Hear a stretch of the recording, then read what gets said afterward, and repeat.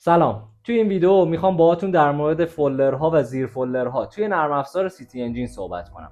اینکه این فولدرها و زیر فولدرها توی این نرم افزار هر کدوم چه استفاده هایی دارن و به چه دردی میخورن. شاید در ظاهر ساده به نظر برسه، ولی درک درستی از ساختار فولدرها و زیر فولدرها توی این نرم افزار یکی از مهمترین قدم‌ها واسه داشتن یه پروژه منظم و بدون نقصه.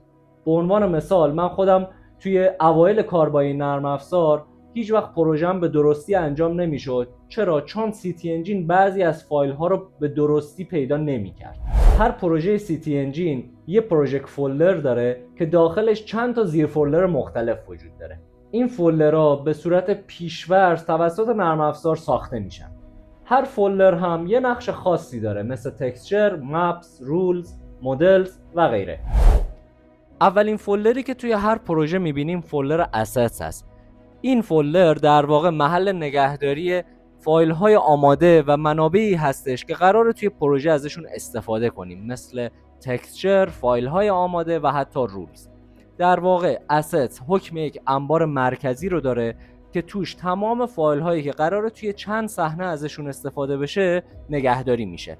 مثلا فرض کنین ما یه مدل سه‌بعدی آماده از یه درخت یا رول یا کد آماده ای از طراحی یک پنجره داریم که قراره توی صحنه‌های مختلف ازش استفاده کنیم. با نگهداری این فایل ها توی پوشه اسید میتونیم به راحتی ازشون استفاده کنیم و حتی توی اکسپورت هم همه چیز مرتب باقی میمونه.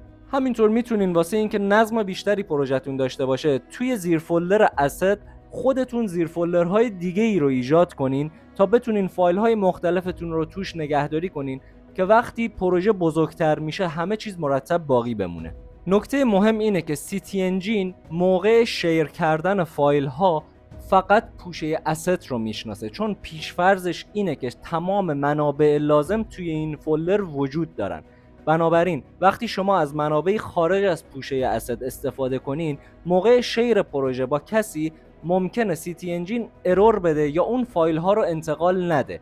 این نکته خیلی مهمه، مخصوصا وقتی دارید توی پروژه‌های تیمی کار میکنید و قرار پروژه رو با یه تیم دیگه‌ای به اشتراک بذارید. فولدر بعدی که توی نرم افزار سیتی انجین می‌بینیم فولدر دیتا هست. این فولدر مخصوص داده‌های پایه است، مثل فایل‌های GIS، شیپ فایل‌ها یا جو دیتابیس هایی که شامل نقشه‌های زمین، خیابون‌ها یا ساختمون‌هایی هستش که دارای مرزبندی هستند. عملاً هر چیزی که از خارج نرم افزار سیتی انجین وارد این نرم افزار میشه، مثل فایل‌های ArcGIS یا QGIS وارد این فولدر میشن. مثلا اگه داریم یه مدل شهری از یه منطقه واقعی رو ایجاد میکنیم، شیپ فایل مربوط به اون منطقه داخل فولدر دیتا قرار میگیره تا سیتی انجین بتونه به راحتی اون رو شناسایی کنه و وارد صحنه کنه. این فولدر معمولا سنگین ترین بخش پروژه ماست، چون داده های اصلی و پایه اونجا ذخیره میشن. فولدر ایمیج مخصوص تمام تصاویر و تکسچرهایی هستش که واسه متریال قراره استفاده بشه، از سنگ و چوب گرفته تا متریال سقف. نکته مهم اینه که همه اینها باید از یک مسیر دقیقی وارد پروژه بشن. اگر از طریق دسکتاپ یا مسیر دیگه ای اونها رو وارد نرم افزار سیتی انجین کنیم، توی مراحل پایانی نرم افزار اونها رو نمیشناسه و یا پیدا نمیکنه. پس نکته مهم اینه که همه اونها باید ابتدا وارد پوشه ایمیج بشن. مثلا اگه توی قسمت کدنویسی مسیر تکسچر رو این شکلی تعریف کرده باشید، دقیقاً این تکسچر باید توی همین مسیر باشه تا سیتی انجین بدون مشکل اون رو بتونه لود کنه. فولدر بعدی مپس هستش. این یکی معمولاً واسه نگهداری تصاویر زمینه یا بیس مپ ها استفاده میشه، مثل نقشه های ارتفاعی، تصاویر ماهواره‌ای و لندیوز یا همون کاربری زمین. یعنی مثلا اگه بخوایم یه مدل سه‌بعدی رو روی سایت واقعی خودش قرار بدیم، باید تصویر ماهواره‌ای یا فایل دم اون رو داخل پوشه مپ قرار بدیم. فرض کنیم یه پروژه از یه منطقه توی تهران داریم و یه تصویر ماهواره‌ای از این منطقه رو از طریق گوگل ارث داریم. حالا اون تصویر ماهواره‌ای رو باید وارد فولدر مپس کنیم و توی نرم افزار سیتی انجین به عنوان بک‌گراند مپ اون رو فراخوانی کنیم وارد نرم افزار. اینجوری مدلمون دقیقاً روی سایت واقعی خودش قرار میگیره. فولدر مدلز مخصوص خروجی‌های سه‌بعدی هستن که توی نرم افزار سیتی انجین ایجاد کردیم.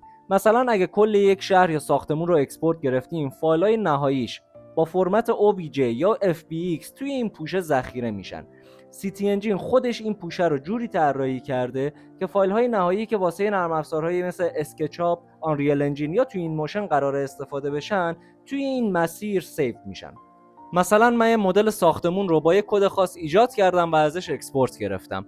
این فایل توی این آدرس سیو میشه و اگه من بعداً دوباره بخوام تغییراتی رو ایجاد کنم و دوباره اکسپورت بگیرم، این تغییرات توی همین آدرسی که وجود داره آپدیت میشن. خلاصه این فولدر جایی هستش که نتیجه نهایی پروژه ما توی نرم افزار سیتی انجین اونجا قرار میگیره.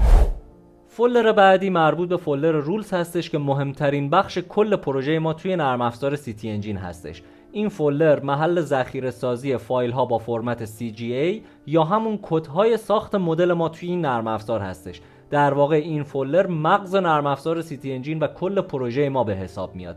هر وقت که ما یه بلوک ساختمانی رو داریم و کد مربوطه رو بهش اختصاص میدیم، در واقع این کد از طریق این فولدر بازخوانی میشه توی پروژه ما.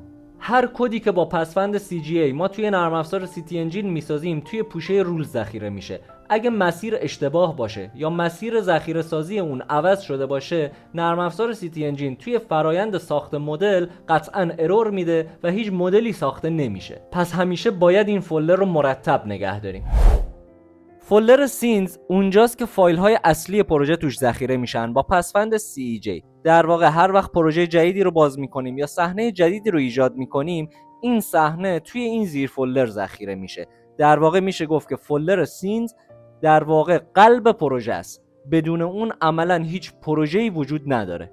مثلا من اگه پروژه‌ای داشته باشم به اسم تهران اربن مدل، وقتی سیوش کنم فایل tehran.cej داخل پوشه سینز ذخیره میشه. پس اگه روزی خواستید که فایل پروژه سیتی انجینتون رو واسه کسی بفرستید، حتما مطمئن بشید که این فولدر رو هم همراهش بفرستید، چون بدون اون سیتی انجین هیچی رو باز نمیکنه. و فولدر آخر که اسمش اسکریپت هست و برای کاربرای حرفه‌ای‌تر طراحی شده. توی این فولدر ما مثلا میتونیم چند تا فایل پایتون رو توش قرار بدیم تا یه سری کارها به صورت خودکار انجام بشه، مثل اکسپورت خودکار چندین مدل با هم دیگه یا اجرای چندین کد مختلف فقط با یک کلیک. مثلا فرض کنیم که ما قراره هر شب توی نرم افزار سیتی انجین از مدل خودمون اکسپورت بگیریم و گزارش اون مدل رو داشته باشیم. با نوشتن چند خط کد پایتون و ذخیره سازیش توی این فولدر میتونیم این کار رو واسه سیتی انجین تعریف کنیم. امیدوارم ساختار زیر فولدرها توی نرم افزار سیتی انجین واسهتون واضح‌تر شده باشه. نرم افزار سیتی انجین وقتی سازماندهی بهتری داشته باشه، سرعت کار رو هم چند برابر میکنه.